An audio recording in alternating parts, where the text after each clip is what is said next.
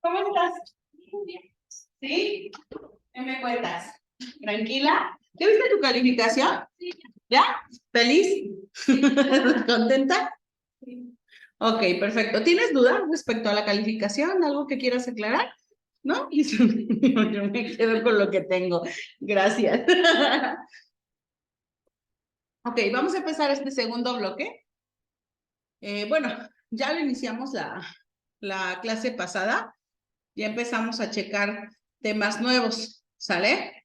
Y en los temas nuevos empezábamos a hablar de lo que era la política económica. ¿Te acuerdas que la semana pasada estábamos viendo lo que es el Banco Mundial, el Banco de Desarrollo Interamericano, el Fondo Monetario Internacional, y ya no vimos la OMC, ¿verdad? La Organización Mundial de Comercio. Esa nos faltó, ¿verdad? Sí la vimos, la OMC. Oh.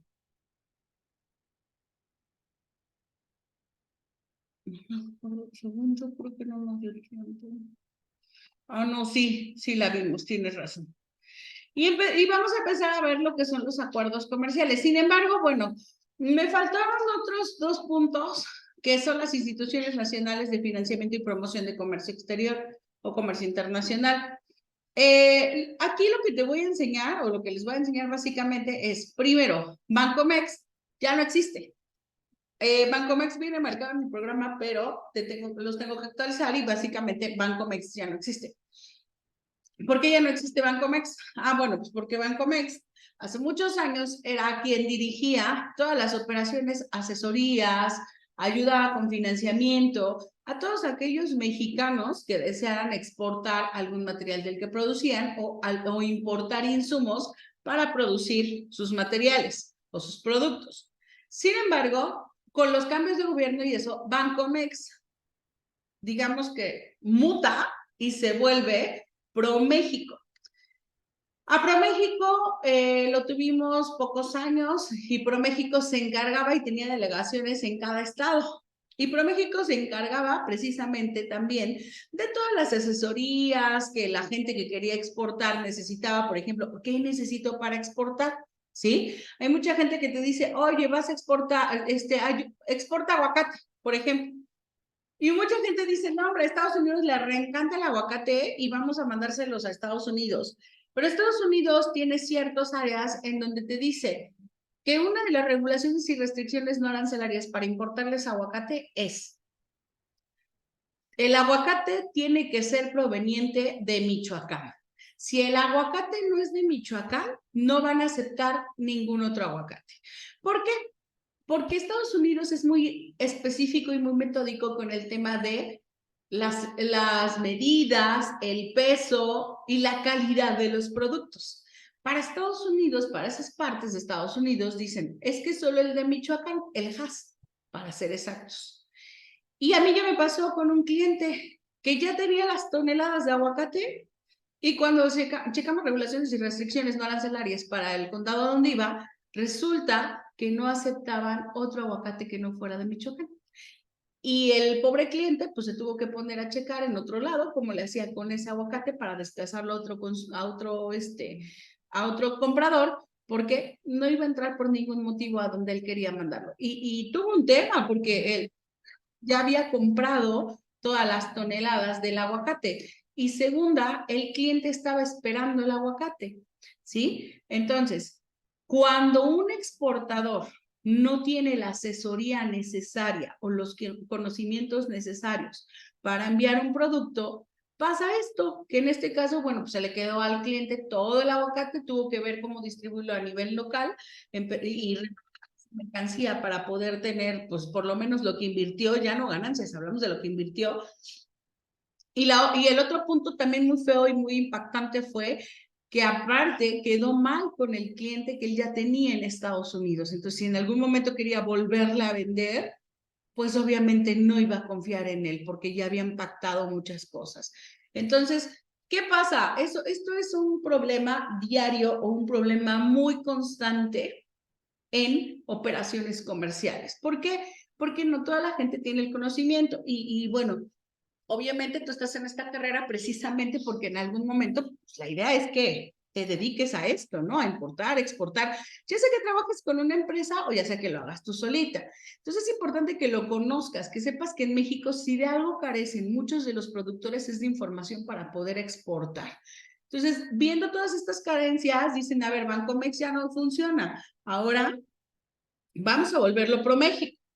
ProMéxico estaba trabajando y estaba trabajando bien. A mí me tocó ver algunos proyectos precisamente de ProMéxico. Bancomex no, porque Bancomex, cuando estuvo precisamente trabajando, yo la verdad es que apenas todavía estaba estudiando, entonces no me tocó trabajar con ello. Con ProMéxico sí vi varias cosas, pero, y para mí ProMéxico estaba trabajando bien, pero llega Andrés Manuel López Obrador a la presidencia y él determina que ProMéxico desaparece.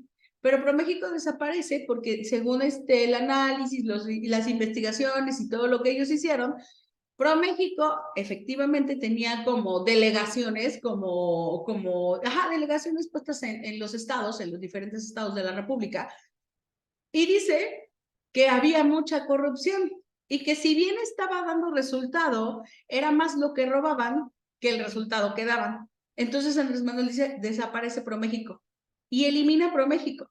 Pero todo el mundo, pues todos los que estamos en el medio empezamos con el tema de, bueno, desaparece ProMéxico y ¿qué vas a hacer? Porque les daba asesorías y los capacitaba. Por ejemplo, sobre todo a los campesinos, que muchas veces no podían acceder a pagar una asesoría en una consultoría.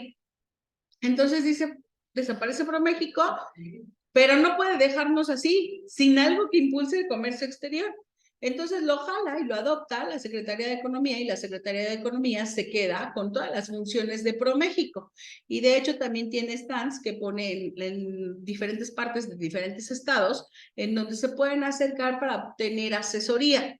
Ya no tienen, por ejemplo, Bancomex decía, a ver, te voy a ayudar con financiamientos. Era banco, podía darte un financiamiento.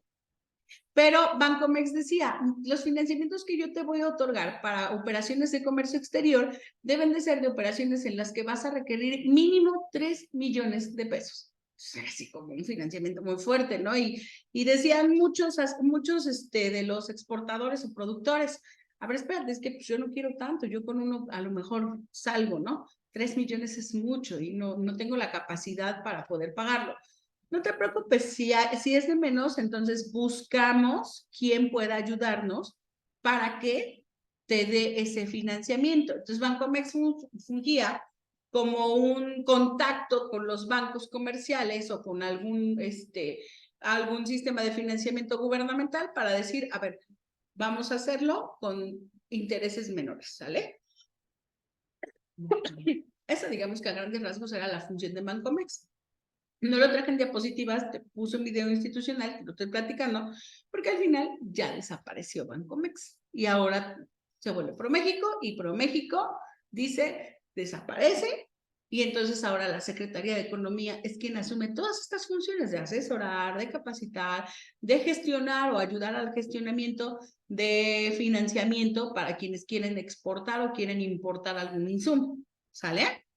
¿Dudas hasta acá? Bueno, vamos a ver un poquito de lo que era. Y esto es por cultura general, que lo tienes que saber también. ¿Vale? Perdóname, traigo tos de perro. Apenas estoy saliendo, entonces hablo y se me congestiona.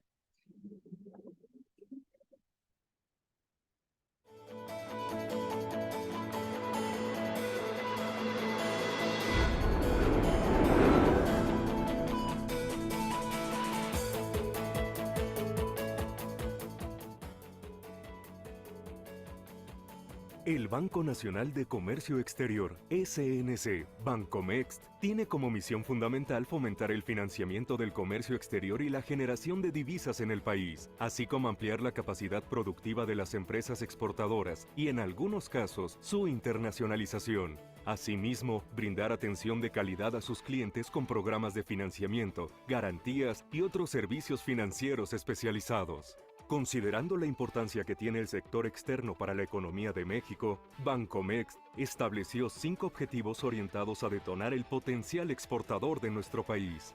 Aumentar las exportaciones y la generación de divisas, incrementar la productividad de las empresas y apoyar su modernización, promover a las empresas mexicanas en su proceso de internacionalización, aumentar el valor agregado nacional de las exportaciones, impulsando el acceso de las pymes al financiamiento, impulsar la inversión extranjera en México. Bancomext atiende a más de 4.500 empresas con diversos programas. Las pequeñas y medianas empresas exportadoras constituyen el 88% de su portafolio. El banco apoya con créditos de primer piso a los sectores estratégicos para el crecimiento de la economía, tales como fábricas de autopartes o componentes para teléfonos celulares, edificación de hoteles o parques industriales, entre otros. El especializarse por sectores le ha permitido incrementar en 60% su catálogo de clientes. En 2015, el crédito directo e impulsado registró un incremento de 30% con respecto a 2014, lo que sumado al crecimiento de los 2 años anteriores representa ya un avance del 95% de la meta fijada para 2018. México tiene hoy una economía abierta, con tratados de libre comercio que le dan acceso preferencial a 46 naciones. El país cuenta con un atractivo ambiente de negocios, certidumbre jurídica para las inversiones, sectores económicos con amplio desarrollo y una estructura de costos altamente competitiva. Las exportaciones prácticamente llegaron a los 400,000 millones de dólares estadounidenses en 2015. El comercio internacional contribuye al desarrollo de la economía nacional. 1 de cada 5 empleos está vinculado con las exportaciones y es en este sector donde se pagan salarios, en promedio, 30% más elevados que en el resto de las empresas del país. Bancomext participa con intermediarios financieros en el financiamiento competitivo y de largo plazo para las industrias con potencial exportador. De esta forma, se incrementa la inversión productiva en México. El banco apoya a las pequeñas y medianas empresas exportadoras mediante programas de garantías y fondeo, en conjunto con intermediarios financieros bancarios y no bancarios. Gracias a ello, pequeñas y medianas empresas acceden a financiamiento con mejores condiciones y a mayores plazos. Bancomext promueve productos y servicios especializados como factoraje internacional y actúa también como corresponsal internacional para la operación de cartas de crédito. Así, el Banco Nacional de Comercio Exterior, como parte fundamental de la banca de desarrollo, se consolida como un motor para impulsar proyectos estratégicos en el país, al complementar y fomentar el financiamiento privado a empresas exportadoras y generadoras de divisas en sus sectores prioritarios, a fin de lograr un impacto en la derrama económica del país, así como la generación de empleos e infraestructura para la construcción de un México más próspero.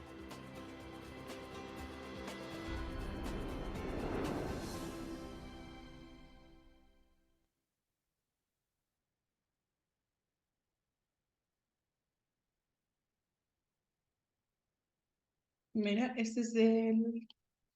Me quiero verlo en YouTube para que veas el tiempo que realmente este video ya tiene de que fue grabado. Por lo que te decía, realmente esto ya dejó de estar en circulación, por así decirlo. Te estoy hablando, hay gente que todavía ¿Qué onda, amigos? ¿Cómo están? Yo soy Freddy. Les traigo no la sabe reseña que completa esto del ya no video de está. Este video fue de agosto de 2016. Estamos hablando de hace un buen de tiempo, ¿sí? Y es institucional, obviamente, de Bancomext. Ellos son los que lo hicieron. El último de Bancomext institucional, 2017. Estamos hablando igual de 6 años. Entonces, bueno, es importante que lo conozcas porque muchos maestros todavía piensan o asumen que Bancomext sigue estando actualizado, sigue estando en circulación y la realidad es que no. Entonces, conocer por cultura general, sí, por supuesto, pero tener tener el conocimiento de que realmente Bancomext pues ya no funciona, ¿sí? Y que fue fue antes de lo que es ProMéxico, pero ProMéxico ya tampoco está, ¿ok? Eso es respecto a Bancomext. ¿Tienes alguna duda? ¿No? Entonces, ¿para qué servía Bancomext? ¿Cuál era su función? ¿Cómo la entendiste tú? Para controlar las finanzas, Ajá. las exportaciones,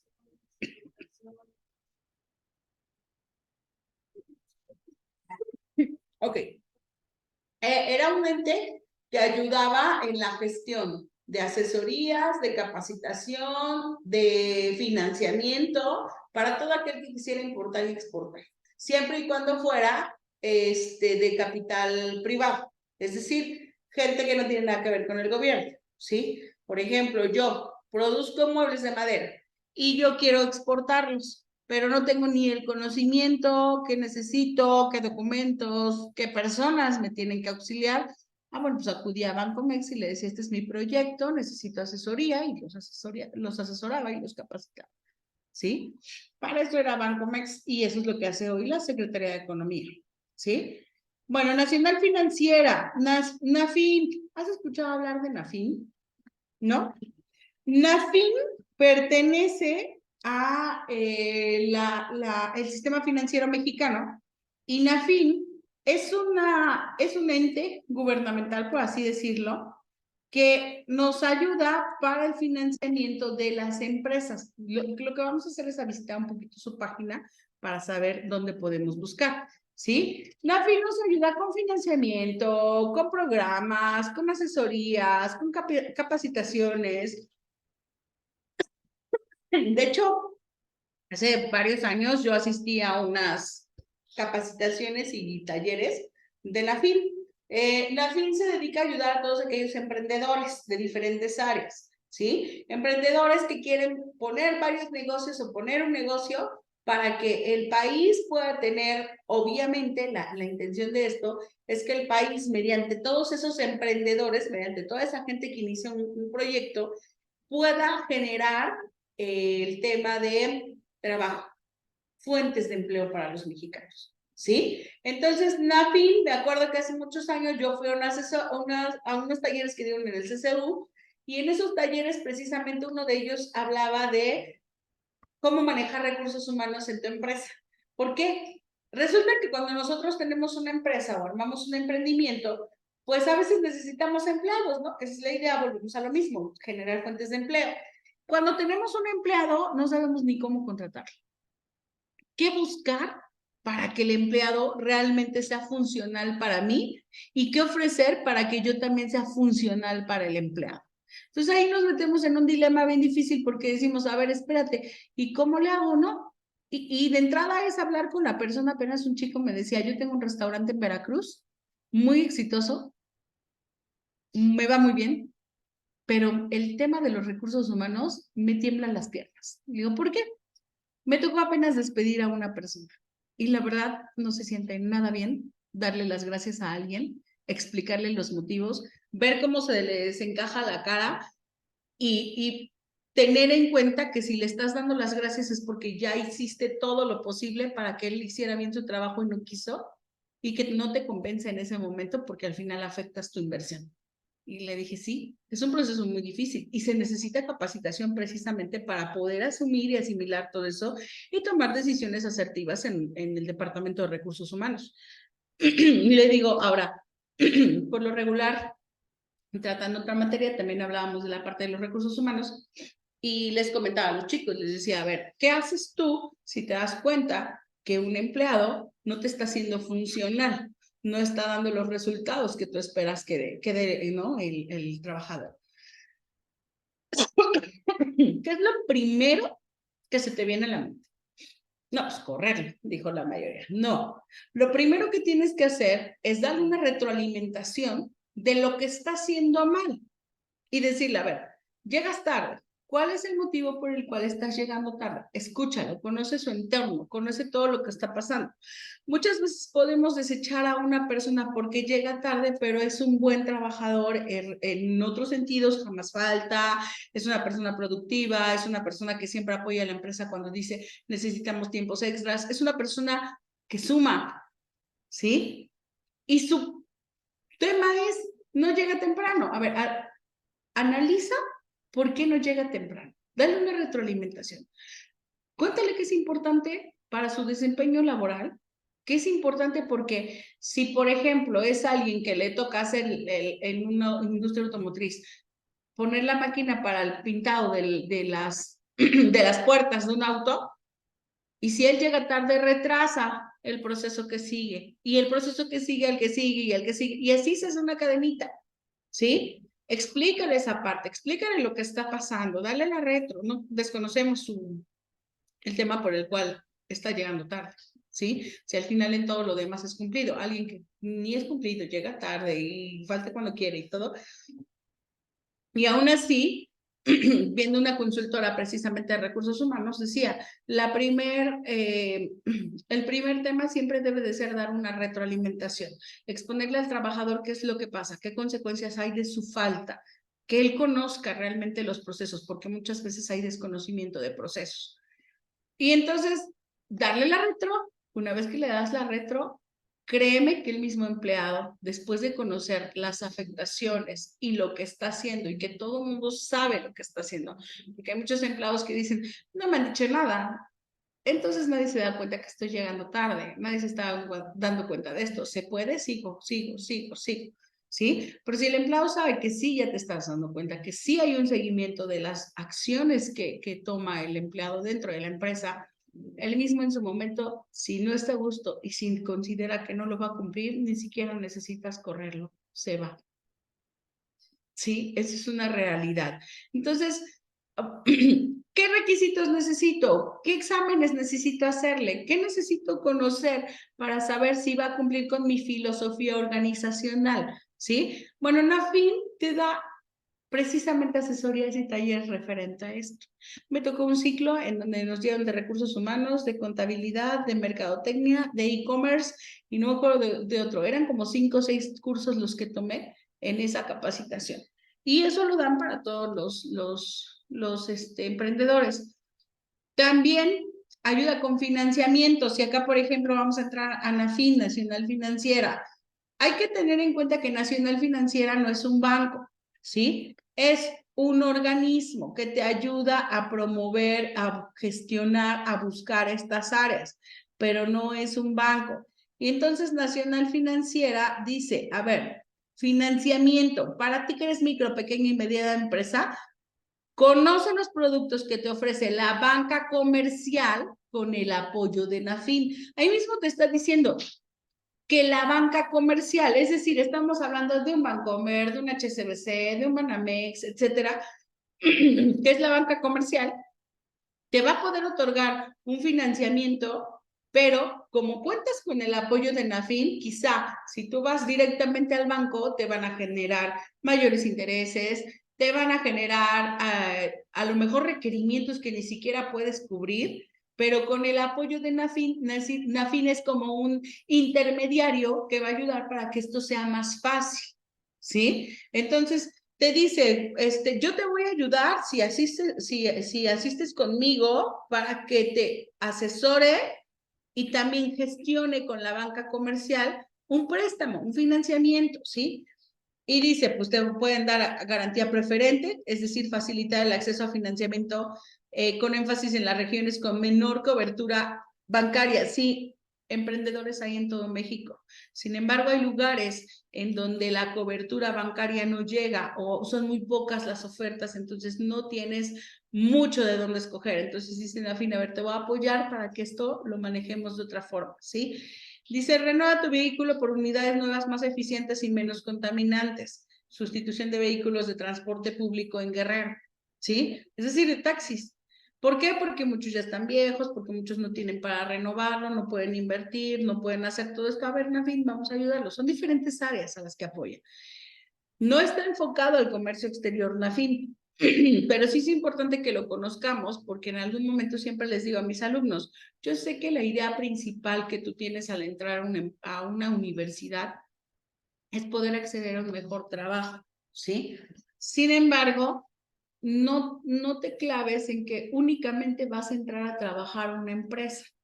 Piensa que más allá de solo trabajar en una empresa, tienes que crear, que generar un negocio que te permita dar trabajo a otros. Pero esto no lo vas a poder hacer quizá tan fácil si no trabajas para una empresa antes que te permita generar experiencia, que te permita generar relaciones, porque es bien importante también el tema de los contactos, generar una red de contactos, ¿sí? Y estando en una empresa es más fácil. Aparte, esa experiencia de la empresa que ya trabaja, que ya tiene años, pues obviamente se te va a quedar a ti. Y eso es algo que jamás se lo vas a regalar, ¿sale? Entonces, Nafin dice, a ver, vamos a apoyarlos para que lo hagan. Financiamiento empresarial, el respaldo que necesita tu pyme, también nos ayuda con asesoría financiera y legal gratuita para la integración de un expediente crediticio. Pues sí, porque muchas veces vamos a solicitar un crédito y no sabemos ni por dónde ni qué es lo que necesito, ¿no? Y a lo mejor yo ya presenté los documentos y me rechazaron, pero no sé dónde está el error. Ah, bueno, pues Nafin te asesora para que tú sepas cómo meter el expediente sin que caigamos en este error.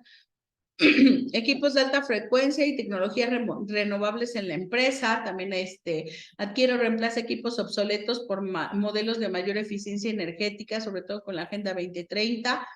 Renueva tu vehículo por unidades nuevas, más eficientes y menos contaminantes. Aparte de hacerlo en Guerrero, también lo está haciendo en Aguascalientes. Respaldo para el autotransporte federal de carga, pasaje y turismo. Aquí estamos hablando de las empresas transportistas, es decir, aquellas que nos ayudan a nosotros a hacer que las mercancías lleguen a determinados lugares. Y también lo de la sustitución de los taxis en la Ciudad de México. Nafin ofrece financiamiento para esta parte.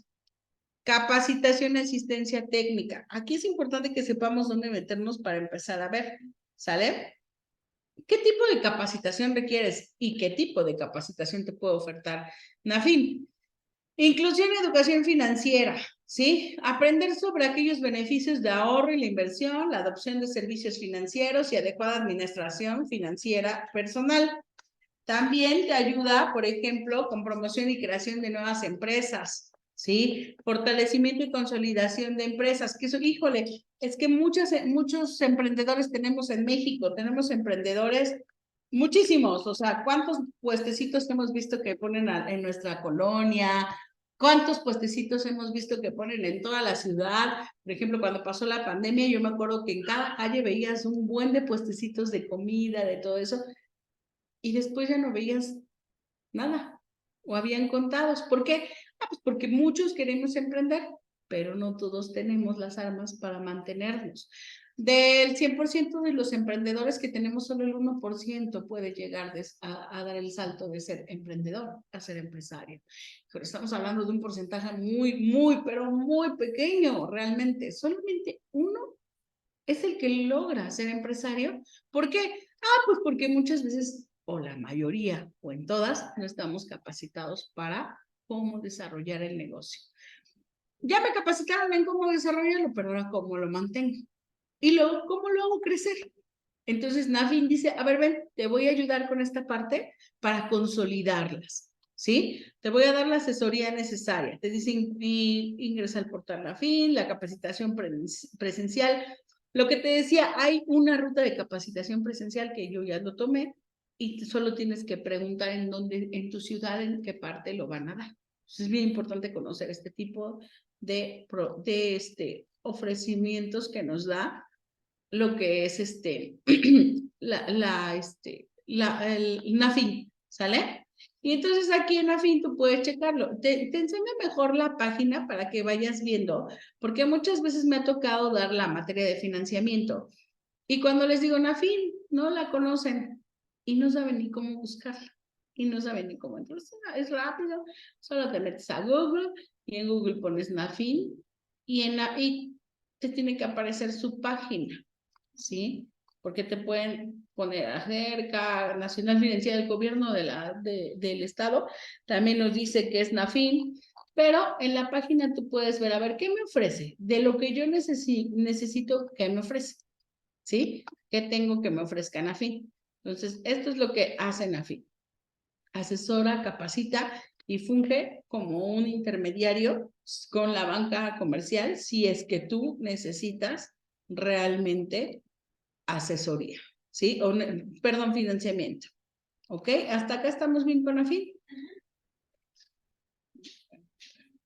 Vamos a regresar.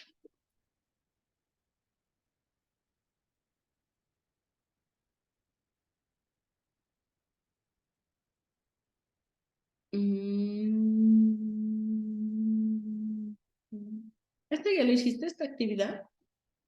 Elabora un cuadro comparativo en donde identifiques la información más importante para ti. ¿No? Ah, qué bueno, porque hoy terminamos esto. Acuérdate que ahora la nueva fecha de entrega es para el 11 de noviembre. ¿Sale? Ya tenemos, parece que no, pero tenemos tiempo. Y no sé si te comentaron que existe algo que se llama la semana académica. Ok, en esa semana académica es toda la semana.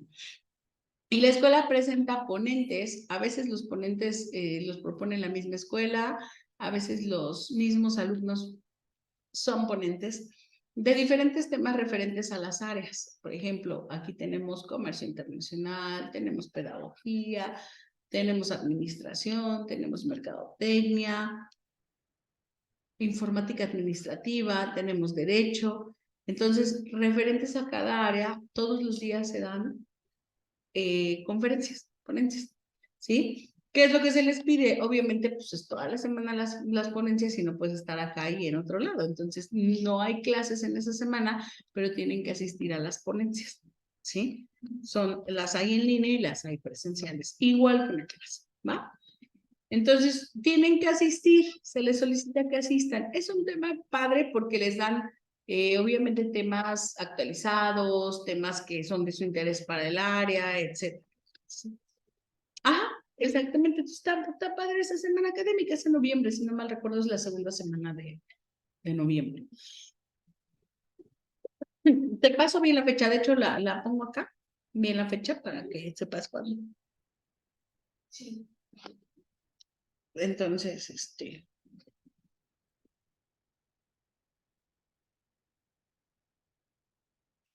bueno, entonces vamos a continuar. Esto es respecto a estos puntos. ¿Qué es lo que vas a hacer?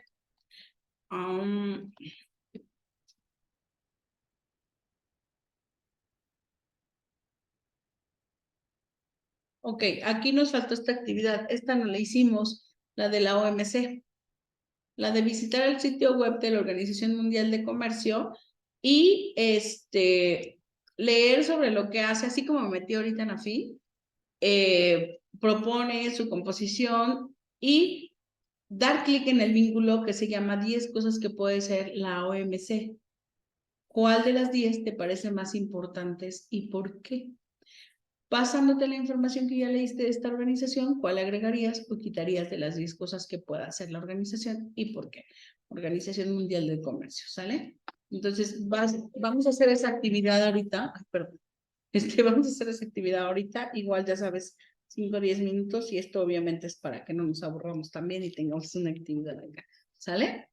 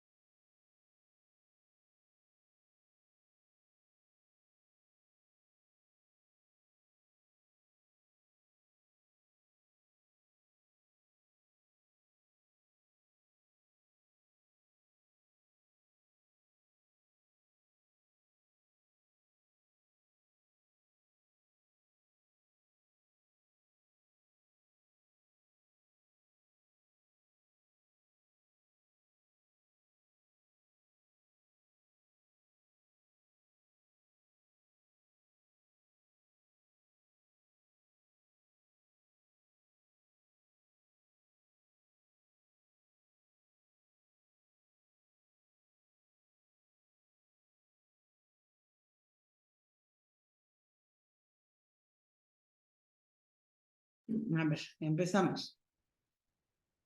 Bueno, reducir los costos Ujú. de las actividades comerciales a nivel internacional, porque ayudará a aumentar la productividad y a que los costos sean menores. También decía que trataba, bueno, a la hora de reducir los precios o de las empresas así, habían más oportunidades de trabajo y también también en los bienes y los servicios para los consumidores. Pero tenía que haber reglamentos sobre los países, o saber sobre los países, o sea, los reglamentos o las políticas, por así decirlo, sobre los países para saber si lo podían mandar o si no. Es que estamos basados en las regulaciones de cada país. A nivel general, a nivel internacional, hay cosas como, por ejemplo, el sistema armonizado, que nos sirve para darle la fracción arancelaria a las mercancías, se gestiona que se manejen en todos los países, para que hablemos el mismo idioma. También existe algo que se llama metrología, en donde todos también tendríamos que hablar el mismo idioma para las medidas, ¿sí? De las cantidades. Sin embargo, hay otros temas en donde ya incluye la ley o la legislación de cada país, porque esa legislación está hecha según las necesidades, según el tipo de mercancías que manejan, según el cómo ellos gestionan sus despachos aduaneros. Entonces ahí ya no se puede meter la OMC. Puede decirles, a ver, podemos hacer esto, pero hasta ahí. No puede obligarlos a hacerlo de otra manera. Entonces, esta parte de la reducción de costos en operaciones comerciales definitivamente a cualquier país le va a beneficiar. Porque incrementa la productividad, incrementan las ganancias, incluso gracias a esto en algún momento dado se gestiona que haya más fuentes de empleo porque hay más ganancia y hay más demanda, el producto no se encarece para el consumidor. Entonces, obviamente este es un punto así súper importante. ¿Sale? Muy bien, muy bien. Vamos con el tema que sigue. Tratado de Libre Comercio. También. Vamos a ver el video, ¿sale? Pero también ya no está vigente. El Tratado de Libre Comercio entre Colombia, México y Venezuela, creo que si no me recuerdo, en el 2021 se terminó la vigencia y ya no lo renovaron con México, ¿sí? Entonces, es bien importante que sepas que el G3 ya no. Pero vamos a conocer un poquito de qué trata. Hola, descubre la información sobre Colombia y sus acuerdos comerciales vigentes en la Guía de Comercio Internacional de Bancolombia. Te contamos los 3 datos más relevantes sobre el Tratado de Libre Comercio G3 entre Colombia, México y Venezuela. 1. El TLC G3 entró en vigencia en 1995, aunque en noviembre de 2006 Venezuela salió del acuerdo. 3 años más tarde, es decir, en 2009, se suscribió el protocolo modificatorio en el cual se estableció el programa de desgravación, las reglas y el certificado de origen. 2. Actualmente, el 92% del universo arancelario está desgravado totalmente, mientras que el 8% restante tiene algunas subpartidas por desgravar y otras están eximidas del programa. Todos los productos dentro del acuerdo serán liberados de aranceles según las fechas pactadas. 3. El requisito de contenido de origen es de 55% bajo la base del valor de transacción, a excepción de los productos químicos, metalmecánica, maquinaria y equipo, y electrónica, cuyo contenido de origen será del 50%. Esto también aplica para los sectores de química y plásticos, textil, cobre y aluminio, que cuentan con un comité de integración regional de insumos para evaluar la capacidad de abastecimiento. 1, 2 y 3. Estos son algunos de los datos clave para entender los acuerdos comerciales vigentes de Colombia. Amplía la información en nuestra guía de comercio internacional de Bancolombia. Ok, primero tendríamos que entender para meternos en esta parte, ¿qué es o para qué sirve un acuerdo comercial? ¿Sí? Bueno, los acuerdos comerciales se dan entre los países para que los países sepan, o para que los países, mejor dicho, tengan oportunidad de poder gestionar relaciones comerciales entre ellos sin tantas barreras. Tendríamos que explicar otro punto acá. Ay, creo que lo traje. No traje, ¿cómo se llama? Un plumón. Espérame, todo el mundo está aquí,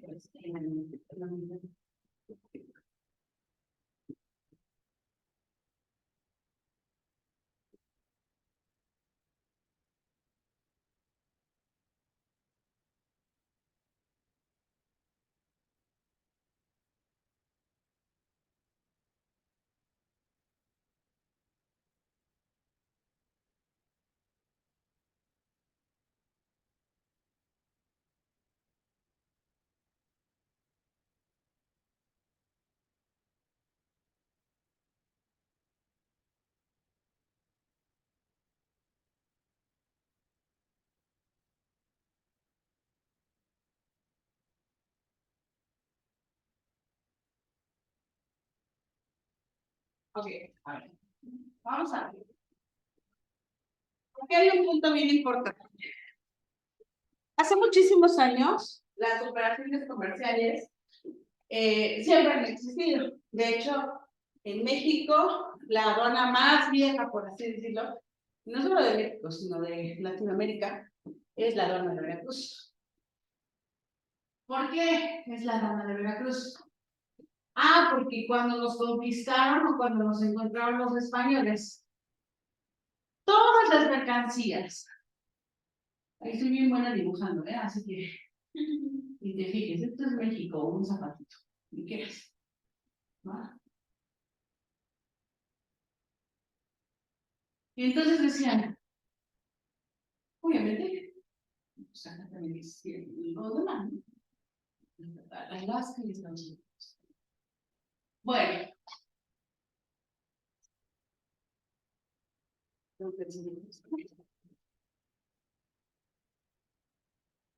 Bueno, entonces resulta que por acá toda la mercancía salía rumbo al continente europeo. ¿Sale?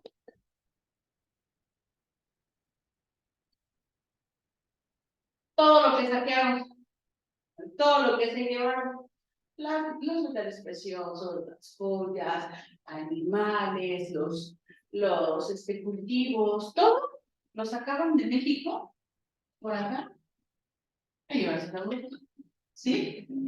Pero también todo lo que traían de Europa no metían por estado.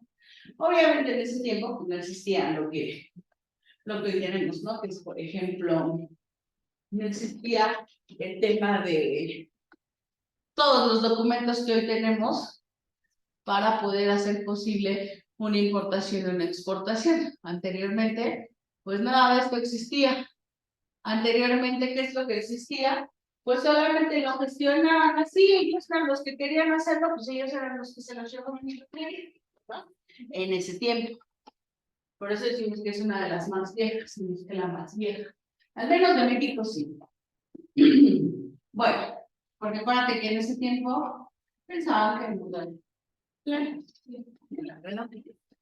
Bueno, pues ahora resulta que con el tiempo, la evolución, las necesidades y demás, hubo países que, como ya lo vimos anteriormente, tomando en cuenta la parte de anteriormente, tomando en cuenta la parte de las teorías de comercio internacional, por ejemplo, la época del mercantilismo, pues no querían exportar, y hubo otras épocas en las que decían, no queremos tener nada que ver con el tema de comercio internacional, porque no nos interesa abrir barreras.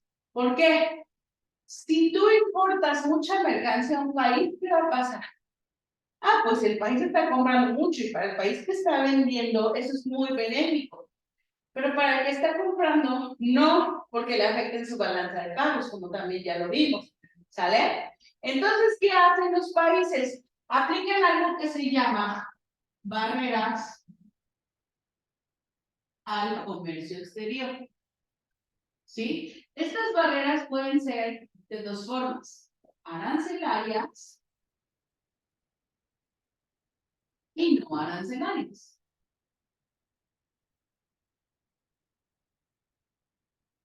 ¿Vale?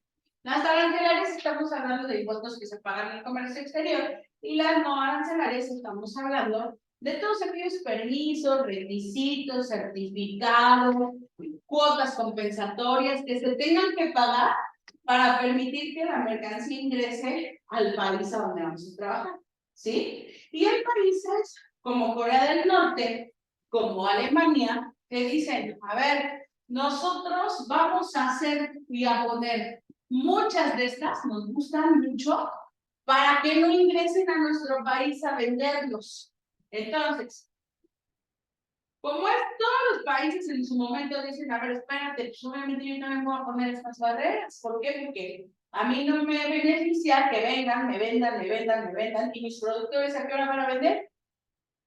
¿Sí? Entonces vamos a poner dos barreras, tanto arancelarias como no arancelarias, ¿sí? Y entonces dicen, a ver, la OMS dice, espérense, porque si ustedes quieren que siempre haya barreras arancelarias y no arancelarias, estamos hablando que van a ser esos países economías cerradas. Ay, Dios mío, lo escribí. Economías cerradas. ¿Y de qué estamos hablando con unas economías cerradas? Si no van a permitir que entre mercancía. Ah, pero sí van a querer que salga mercancía. Y no se pueden las dos cosas. Deben de mantener un equilibrio. Ok, todos vamos a conservar entonces nuestras barreras al comercio exterior, pero ¿qué podemos hacer? A mí no me conviene ser una economía cerrada y no venderle absolutamente a nadie. Pero tampoco me conviene no comprarle, porque hay muchos países que no son totalmente autosustentables. De hecho, se dice en la práctica que ningún país es 100% autosustentable. ¿Qué te quiero decir con esto? Que ¿qué te quiero decir con esto? Que al final resulta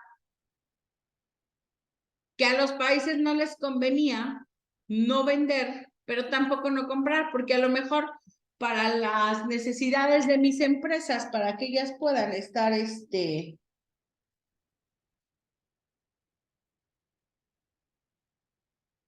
para que ellas puedan realmente estar ahí, ¿qué es lo que va a pasar? Ah, bueno, pues ellas necesitan poner regulaciones, pero si ponen regulaciones, ¿qué crees? Que para producir a lo mejor este cilindro de agua, necesitamos un tipo de plástico especial que no producimos en el país. Entonces sí necesito comprar otro país ese plástico para poder producir este cilindro. No puedo cerrar con las barreras. ¿Qué es lo que hacemos? Ah, pues vamos a hacer algo. No voy a eliminar tampoco mis barreras, ¿sale? Porque no puedo. Pero lo que sí puedo hacer es mantener mis barreras, pero gestionar acuerdos comerciales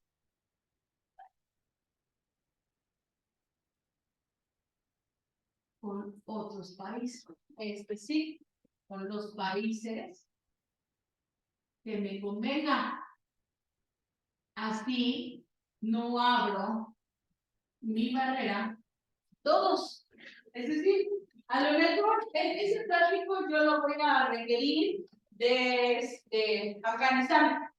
Entonces, con Afganistán voy a hacer un acuerdo comercial en donde le voy a decir, véndeme el plástico que necesito y te voy a hacer una eliminación de barreras, ¿sí? Para que sea más fácil comercializar entre nosotros. Entonces, una vez que entendemos esto, ¿para qué sirven estas barreras? Digo, obviamente todo esto es a gran escala. Hay mucho más que analizar y que estudiar porque ya iremos viendo poco a poco en el transcurso de la carrera. Aquí es donde te digo, bueno, entonces vamos a buscar esta parte en donde buscamos precisamente que esto tope, ¿sale?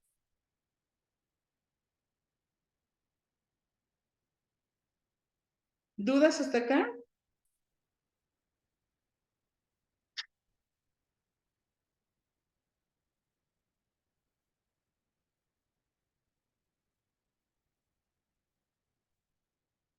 Bueno, vamos entonces acá.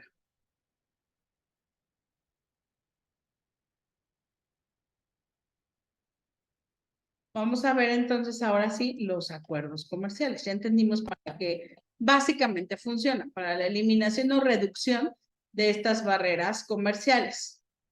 ¿Sale? Obviamente con el país que me conviene gestionar, por eso es que no todos los países tienen estos acuerdos con todos los países, solamente con los que les conviene hacer. ¿Sale? Vamos a ver entonces. Recuerda, el G3 ya no está vigente, por eso es que nada más lo vimos así rápidamente. Vamos a ver otro acuerdo comercial que es el Foro de Cooperación Económica Asia-Pacífico, o mejor conocido como APEC. Igual vamos a ver primero el video y después vamos dando una explicación. Our world is getting smaller.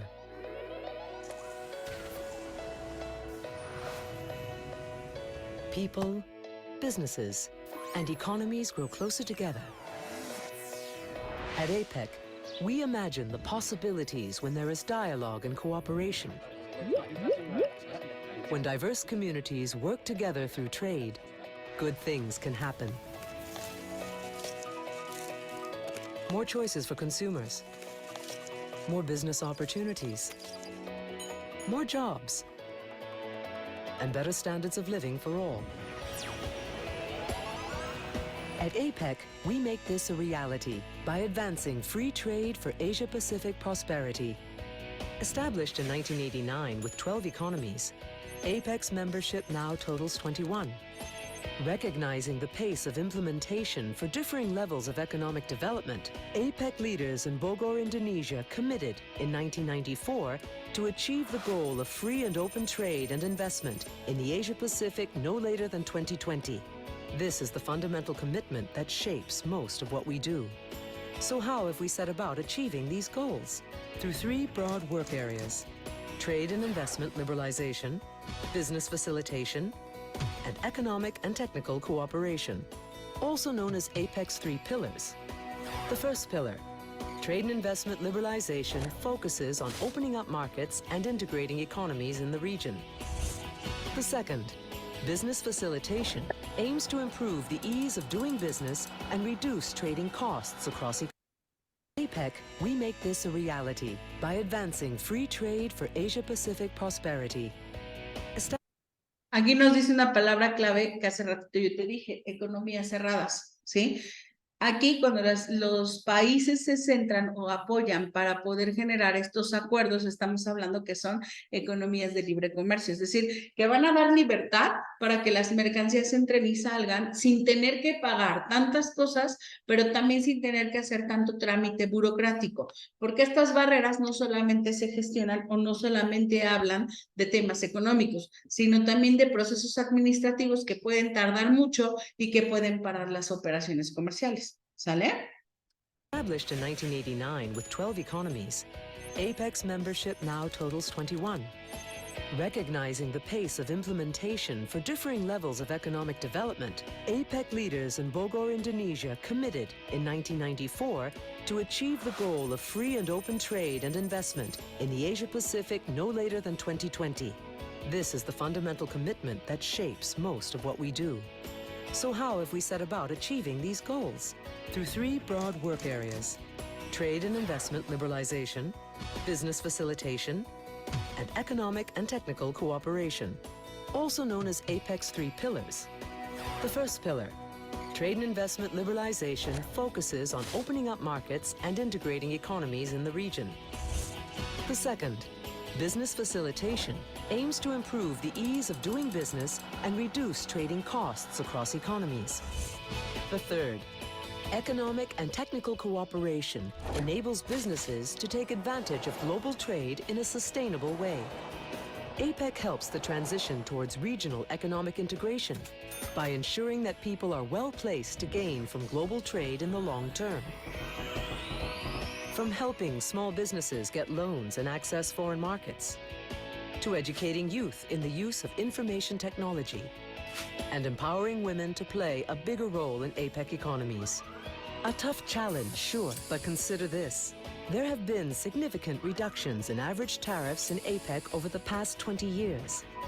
Trade facilitation, which makes it easier, cheaper, and faster to trade across borders, has also saved businesses billions of dollars with initiatives like simplifying customs procedures and making it quicker for business people to travel with the APEC Business Travel Card. Structural reform makes doing business easier and helps ensure higher quality growth across the APEC region by promoting competition and developing stronger social safety nets. APEC's work on reducing tariffs positively impacts trade and investment and overall development. Over a span of 10 years, the GDP of many APEC economies grew dramatically. Employment increased significantly, and poverty was greatly reduced.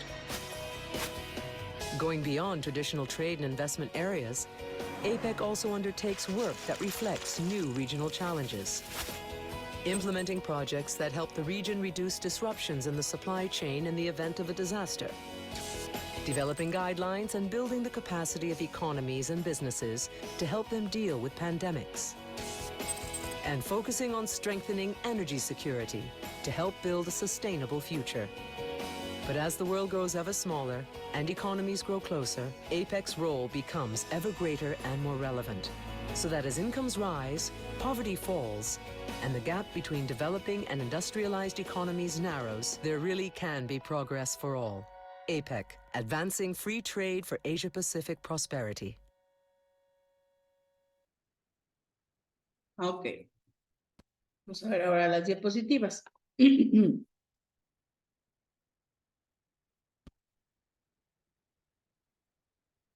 Ok, vamos a ver qué es el Foro de Cooperación Económica Asia-Pacífico. Hay que determinar que un acuerdo comercial y un tratado de libre comercio no son lo mismo. Surgen diferentes bloques comerciales que nos ayudan para poder gestionar la eliminación de barreras arancelarias y no arancelarias entre los países para poder comercializar. Sin embargo, cada uno de ellos va a tener sus especificaciones propias. En los acuerdos comerciales se gestiona aparte de eso otro tipo de cosas que van a apoyar para que el comercio internacional se dé de manera positiva entre los países. ¿Qué es un Foro de Cooperación Económica Asia-Pacífico, o mejor conocido como APEC, por sus siglas en inglés? Estamos hablando que es el principal foro para facilitar el crecimiento económico. Es decir, que este crecimiento se dé a nivel mundial, la cooperación técnica y la cooperación económica. También este foro nos va a ayudar para facilitar y liberar el comercio y las inversiones que se encuentran en la región Asia-Pacífico.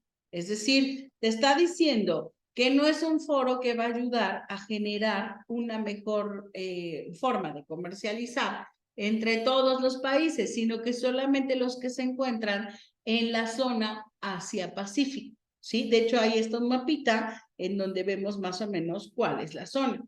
Está conformado por 21 economías. Esas economías son Australia, Brunei, Canadá, Chile, China, Hong Kong, Indonesia, Japón, Corea, Malasia, México, Nueva Zelanda, Papúa Nueva Guinea, Perú, Filipinas, Rusia, Singapur, Taipei, China, Tailandia, Estados Unidos y Vietnam, que de hecho aquí están, ¿sí? En el mapa vemos los miembros, las economías miembros. O sea, entre estos únicamente es que se va a gestionar que haya una facilitación para el crecimiento económico, que haya esta parte de apoyo para poder desarrollar mejores economías mediante la comercialización de productos. ¿Sale?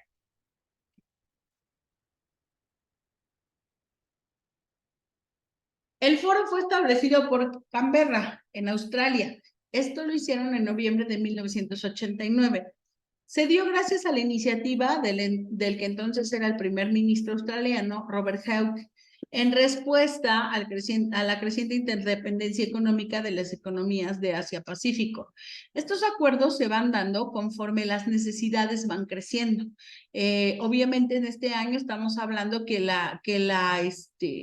Asia que empezó a crecer económicamente demasiado, entonces buscaba la forma de seguir expandiéndose generando acuerdos. APEC tiene la finalidad de intensificar el sentimiento de comunidad Asia-Pacífico. Es decir, que realmente se gestionen relaciones fuertes para que la comercialización sea continua, para así también reducir las diferencias entre las economías de la región mediante una senda de crecimiento sostenible. Crecimiento sostenible que se mantenga, que no sea momentáneo, que realmente sí podamos llegar a un crecimiento constante. A diferencia de la OMC, u Organización Mundial de Comercio, y otros foros multinacionales, el APEC no es un tratado y tampoco es un acuerdo de obligaciones. Las discusiones se toman por consenso y los compromisos se asumen voluntariamente. Es decir, en APEC no es que firmemos un acuerdo como en otros lados, lo que te decía, es que los acuerdos y los tratados pueden darse según la necesidad que van teniendo las zonas o los países para poder gestionarlos.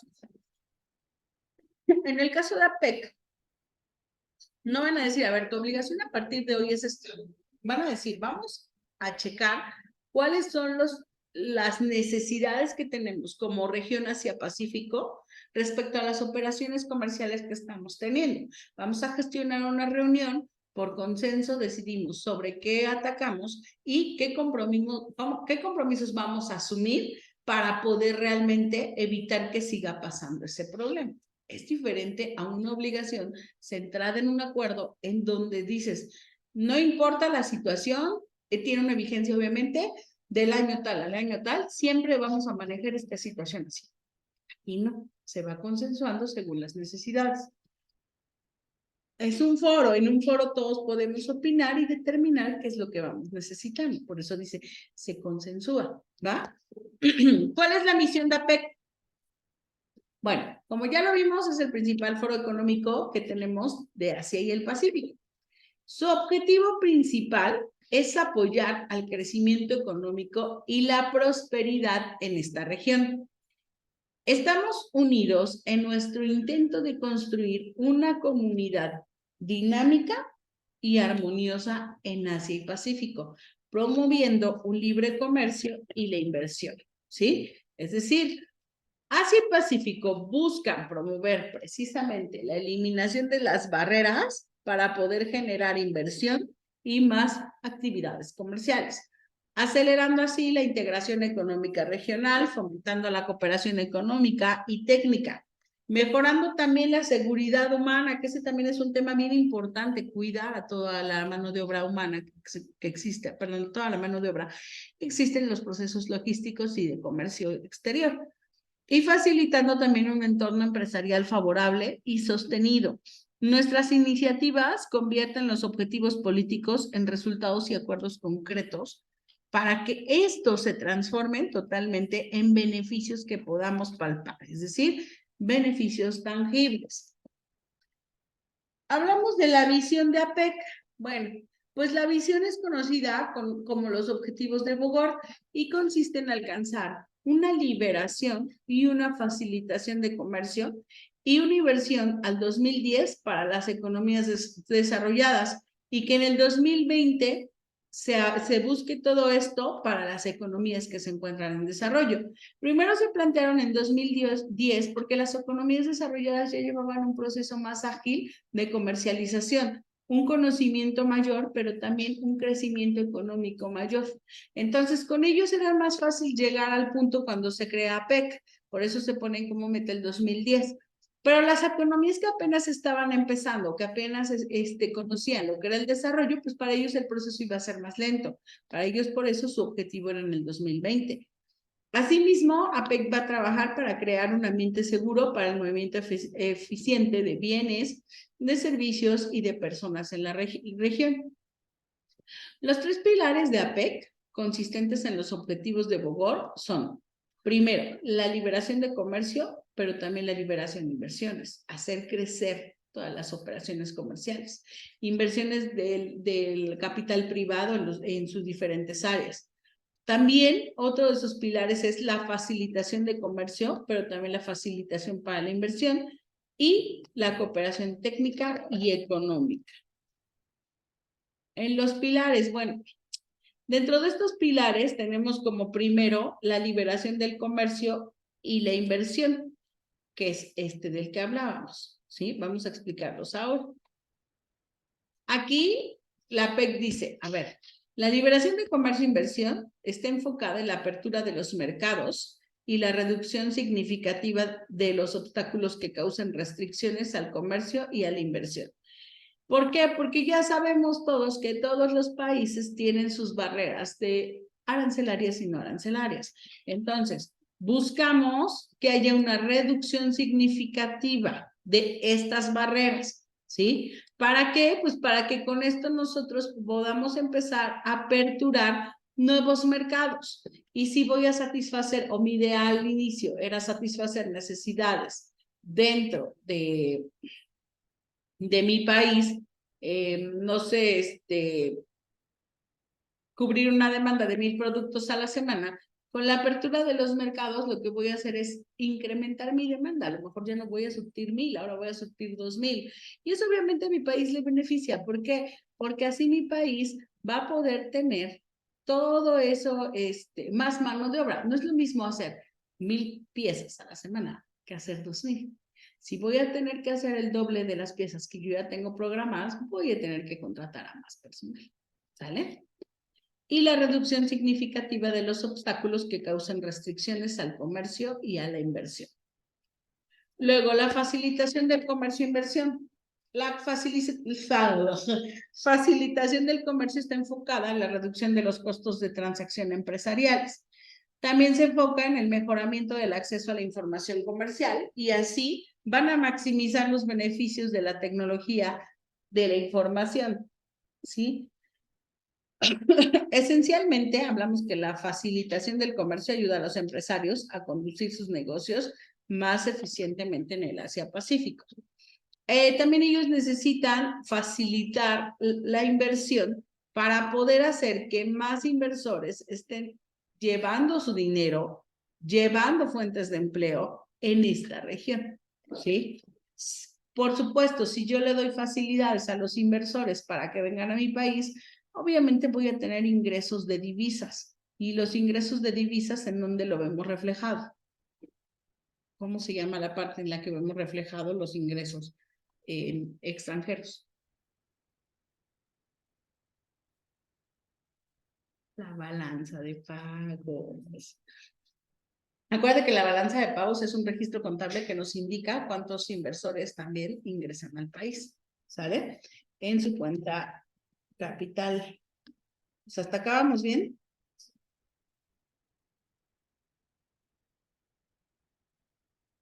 Y el tercer pilar, que es la cooperación técnica y económica, o mejor conocido como ECOTEC. Esto va a comprender ciertas actividades de cooperación para que así puedan fortalecer las capacidades institucionales, pero también las individuales en diversos sectores de los 21 miembros. Y va a permitir que todos estos se beneficien del proceso de liberación y facilitación de comercio y las inversiones. ¿Cuáles son los principios? Obviamente APEC también va a tener principios, ¿sí? Los principios, guiarse con voluntarismo.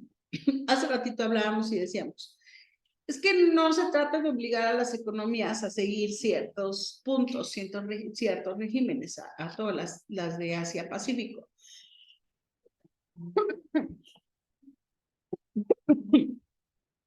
Se trata de que mediante la voluntad ellos otorguen este proceso de liberación de economías. Entonces dice, APEC utiliza un sistema propio para llevar a cabo esos pilares de la liberación y facilitación de comercio y las inversiones. Este sistema se va a basar en acciones que las economías implementan de manera voluntaria. las que se van a reflejar también en los respectivos planes de acción individual y los planes de acción colectivos.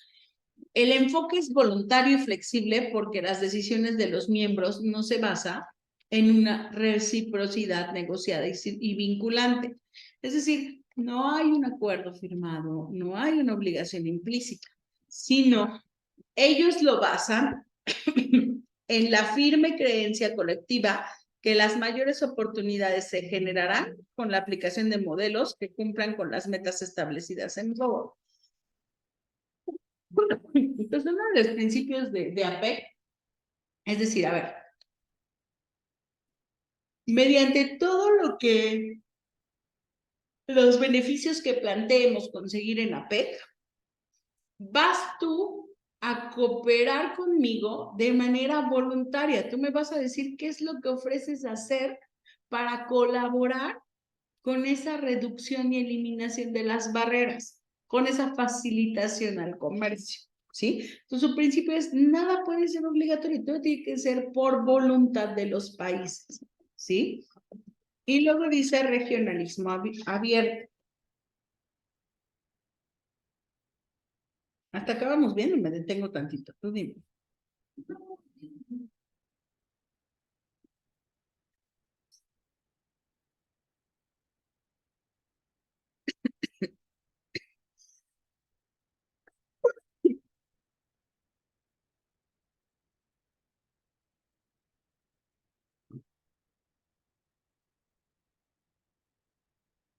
Ok, bueno. Otro de los principios que ellos tienen es el regionalismo abierto, es decir, las medidas de liberación y facilitación que se desarrollan en APEC tienen que extenderse a todos sus miembros, igual a terceros países, claro, siempre y cuando esto se pueda realizar, no siempre se puede realizar, ¿sí? Este principio de no discriminación se conoce como regionalismo abierto, el cual es sostenible en un contexto de liberación multilateral a nivel global. Y esto también lo hacen organismos como el Fondo Monetario Internacional, en donde dicen, a ver, este país no es miembro de nosotros, pero necesita nuestro apoyo en este momento, es decir, necesita que apoyemos a su crecimiento económico. Y entonces dice APEC, bueno, nosotros también, igual y no pertenece a las necesidades que tenemos ahorita, pero seguramente podemos jalar ese país, aunque no sea miembro de la asociación de APEC, de Asia-Pacífico, de la región, pero lo podemos jalar para poder apoyar también que haya un crecimiento. Obviamente esto también les beneficia a los otros, porque quiere decir que si ese país va a obtener beneficios, va a otorgar también beneficios para los miembros de la APEC. Entonces, el regionalismo abierto hace que entre más países se generen sinergias y que esto obviamente dé beneficios para todos los que son miembros. Esto es otro de los principios que tiene APEC. Ahora, APEC también tiene un tema con las aduanas y vamos a ver un poquito de qué se trata. Aduanas en la APEC. ¿Sí sabemos qué es una aduana? ¿No? Ok. Si hay algún así dato que tú dices, oye, es que yo no sé esto,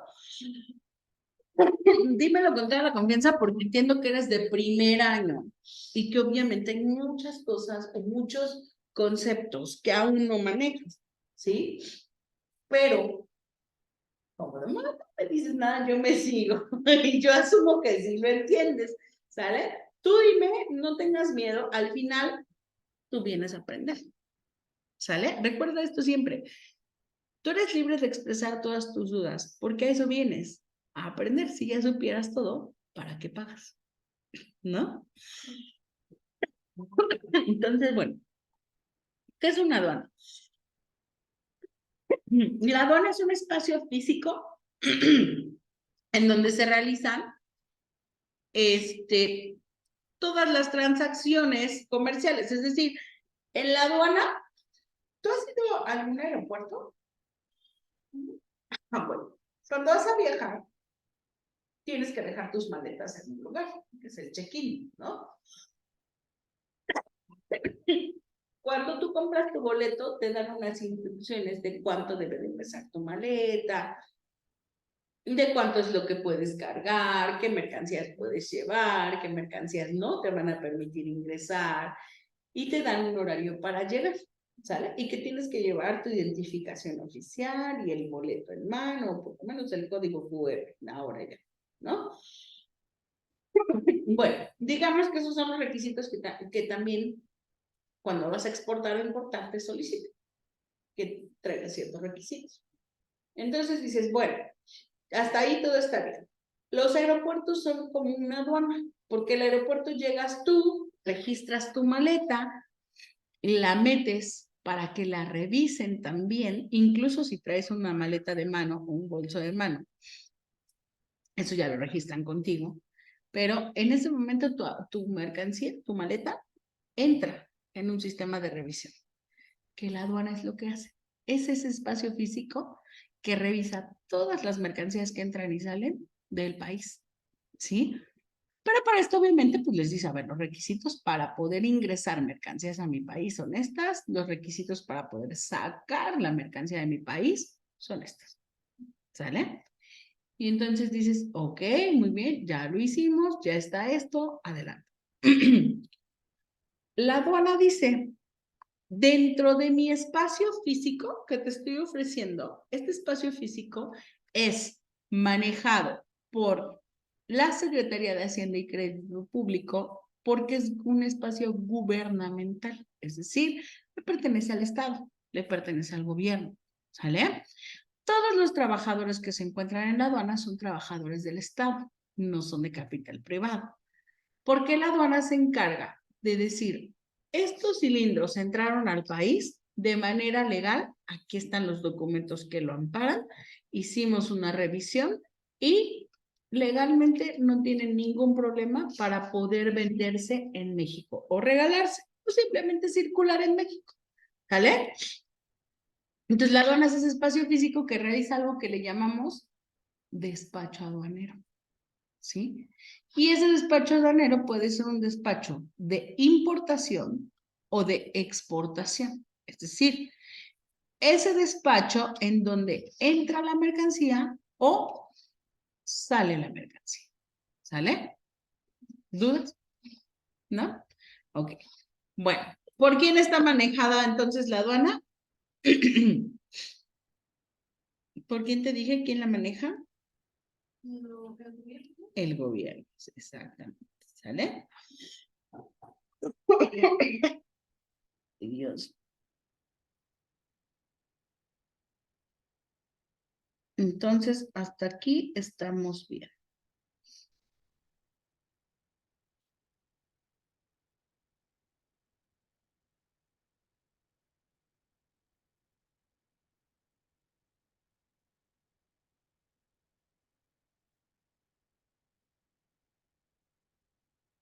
Entonces, una vez que entendimos que es una aduana, que es un espacio físico que está comandado, por así decirlo, por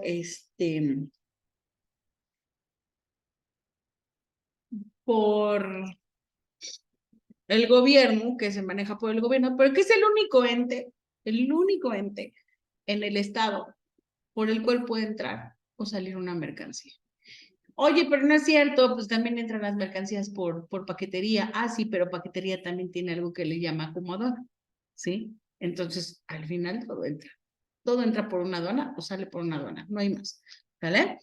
Bueno, entonces, las aduanas obviamente existen a nivel internacional, cada país tiene sus propias aduanas, sin embargo, bueno, también hay ciertas regulaciones que se manejan. A nivel nacional, cada aduana está regida por su legislación nacional, lo que decíamos hace rato, es que cada uno tiene sus necesidades, ¿sale? Bueno, las organizaciones de aduana implementan políticas gubernamentales que nos ayudan para facilitar el comercio fronterizo, ¿sí? En la de la globalización comercial, es importante mantener la seguridad en el comercio y que las reglas y procedimientos aduaneros se mantengan al mínimo para poder reducir los costos transaccionales. Aduanas participa en APEC como miembro del subcomité de procedimientos aduaneros.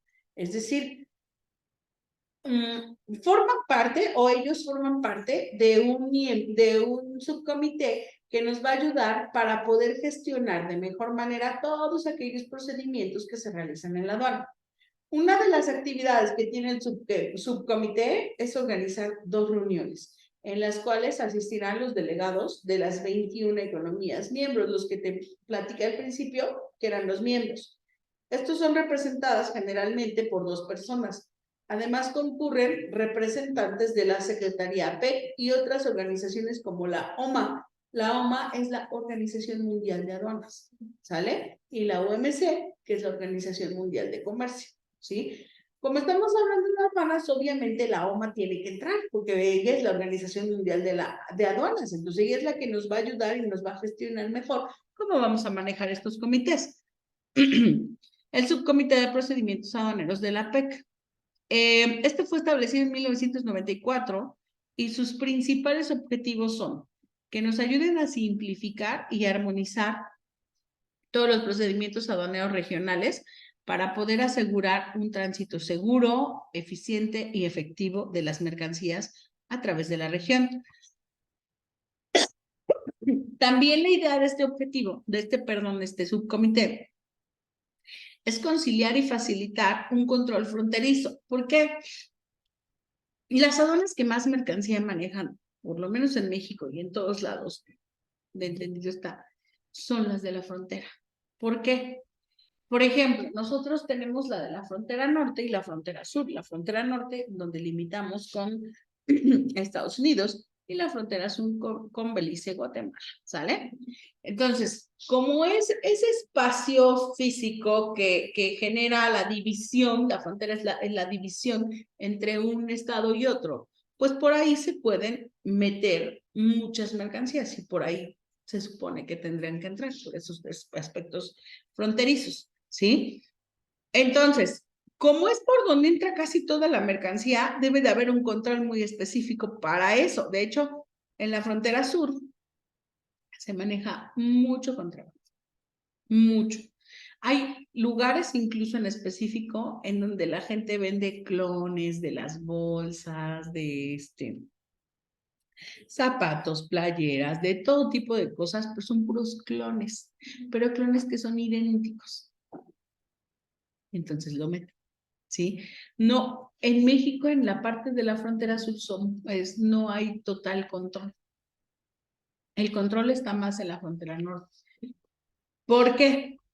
Bueno, porque en la frontera norte aparte es más necesario, porque en la frontera norte tenemos a nuestros vecinos Estados Unidos, en donde ellos trafican mucho con armas, drogas y demás, y casi todo se maneja en la frontera norte. Por eso hay más control ahí, podemos hablar de un mayor control, ¿sale? Bueno, entonces el subcomité lo que quiere hacer es, o lo que pretende hacer, es facilitar este control en las aduanas fronterizas. Durante los últimos 20 años, el SCPA ha desarrollado una serie de iniciativas y logrado resultados fructíferos. Acá incluye un plan estratégico de la ventanilla única. ¿Qué es la ventanilla única? Por donde ingresan todos los esquemas digitales, todos los formatos digitales, ¿sí? Entonces, ahí es donde meten. Cuando nosotros importamos o exportamos una mercancía, tenemos que presentar documentos. Documentos como el pedimento, como el packing list, documentos que vienen en el artículo 36A de la ley aduanera.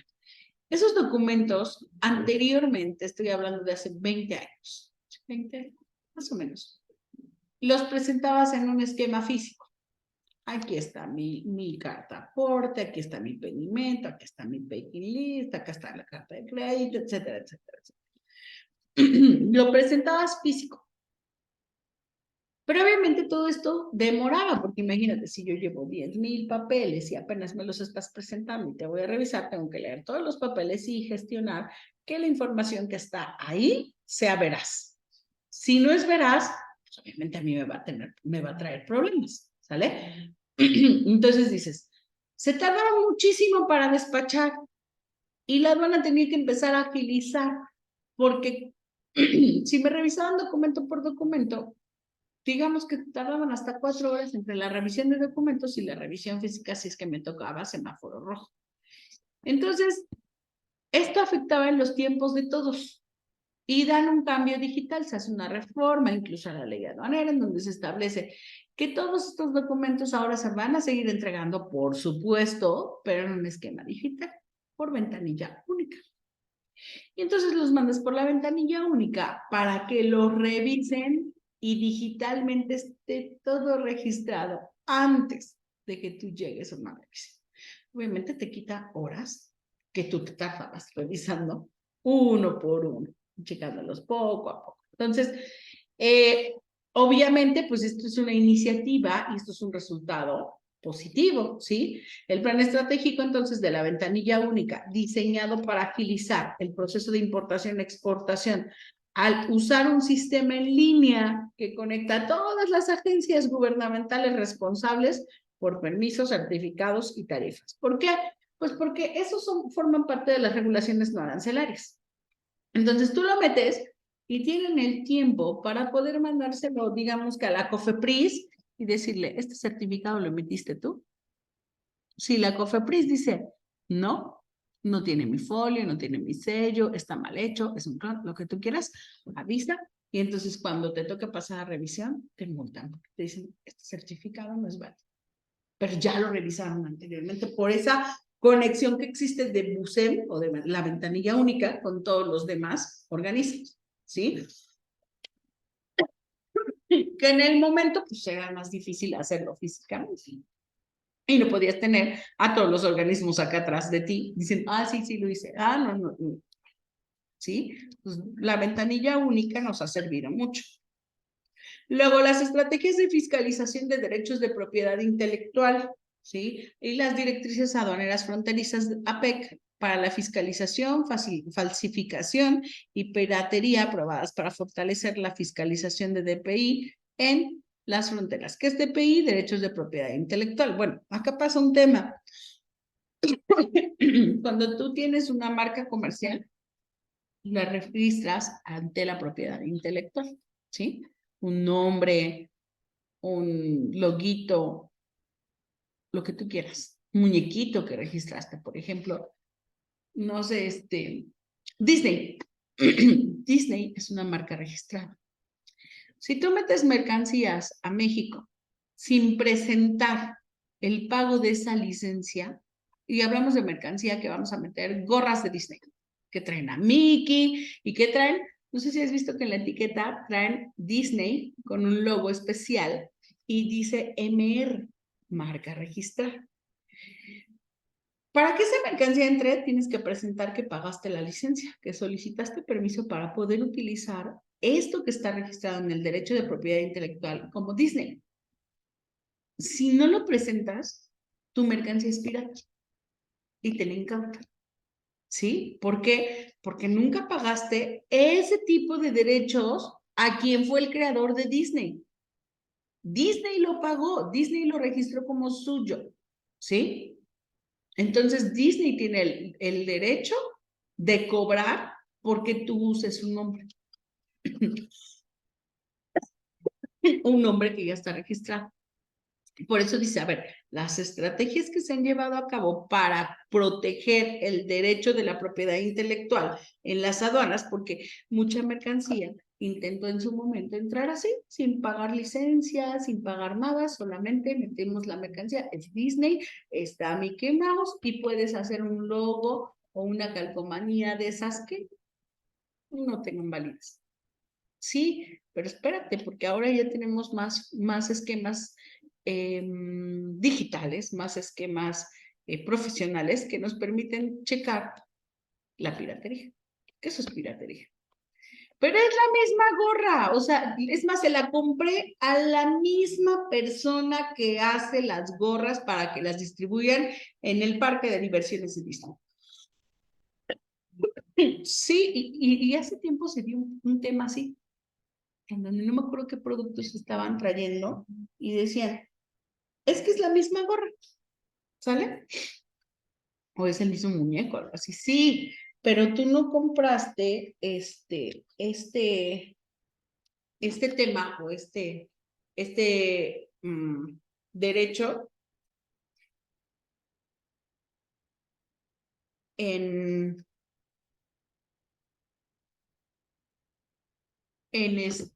tú no compraste este derecho para poder comercializar con la marca.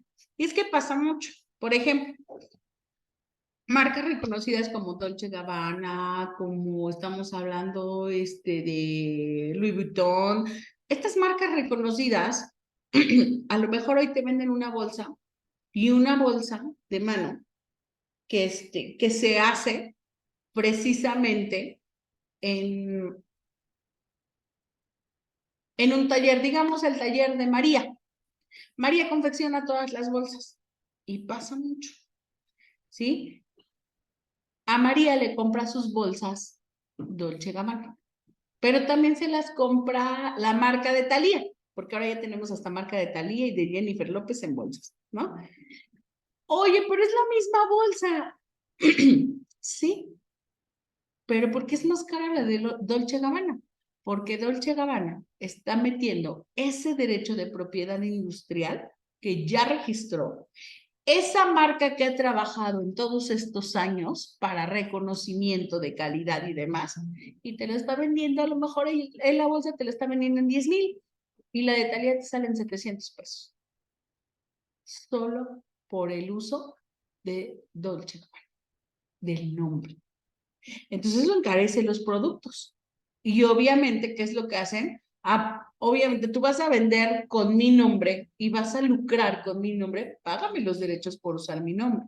Claro, siempre y cuando yo esté registrado en el derecho de la propiedad intelectual, si no, bueno, no tengo nada que pelear definitivamente. Pasa mucho que en las aduanas mucha gente quiere pasar este tipo de mercancías sin tener el nombre. Por ejemplo, a mí me tocó un alumno que estaba importando unos AirPods, ¿no? Y dices, ¿cómo? ¿Y le pagaste a Apple por usar su marca? No, son clones, porque me dices que necesito que me ayude a sacar la mercancía, no la puedo sacar, tengo unos AirPods ahí en la aduana atorados y no me dejan sacarlo. A ver, ¿pero por qué? Cuando empiezo a analizar el caso, le dije, a ver, espérate, ¿le pagaste la licencia a Apple? No, ¿por qué le tengo que pagar? Son clones, son bien hechos. No, no, es piratería. Es piratería, porque estás usando una marca que no está registrada. Entonces estás usando algo que no debes usar. ¿Me explico? En ese caso, ¿qué le dijimos? Déjala, te va a costar más caro sacarla.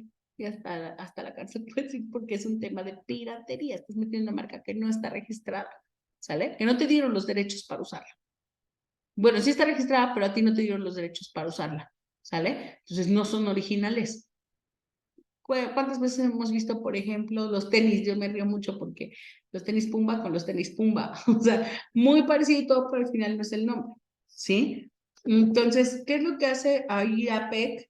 Bueno, pues también ha trabajado con las empresas para poder decir, a ver, espérate, vamos a checar también cómo vamos a desarrollar estrategias que nos permitan eliminar la piratería y la falsificación de los productos utilizando el derecho de la propiedad intelectual. ¿Sí? A eso se refiere básicamente. Esta parte que trabaja la asociación con las aduanas. Bueno, a ver, ya son 1:25. Se nos pasó rápido hoy. ¿Qué vamos a hacer? Esta tarea todavía no la hagas. Espérame que termine el tema de todos los acuerdos comerciales y ya la puedes empezar a hacer, ¿sale? La única que ya vamos a poder hacer es la de la semana 6.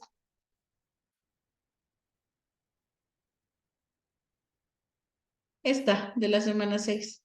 Esta sí ya la puedes hacer, ¿sale? La de la semana 7 todavía no, porque todavía estamos así como que en espera, ¿vale?